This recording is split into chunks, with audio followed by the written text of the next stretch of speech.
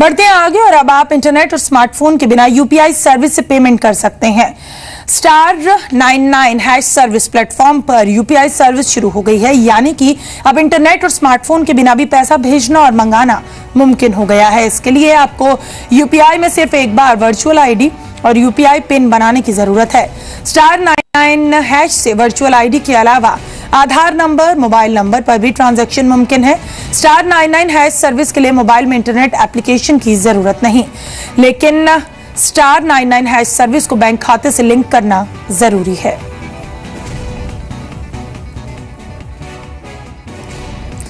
और *99# service basic phone पर कैसे काम करती है, बता रहे हैं जी मीडिया संवाददाता अनुराग शाह।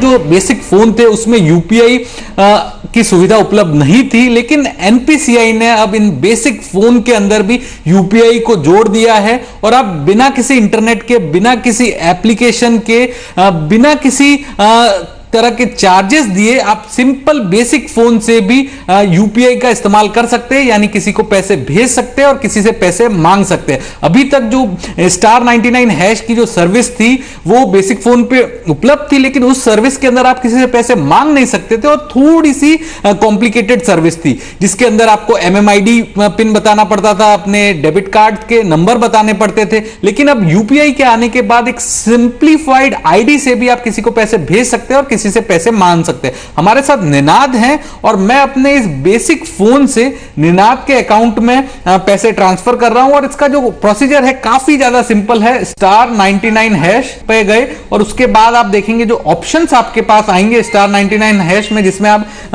पैसे भेज सकते हैं, पैसे मांग सकते हैं, बैलेंस चेक कर सकते हैं, अपनी प्रोफाइल चेक कर सकते हैं, पेंडिंग रिक्वेस्ट देख सकते हैं और यूपीआई पिन भी बना सकते हैं। तो मैं निनाद को अपने अकाउंट से 10 रुपए का ट्रांसफर कर रहा हूं और ये काफी सिंप्लीफाइड है, आप देख सकते हैं।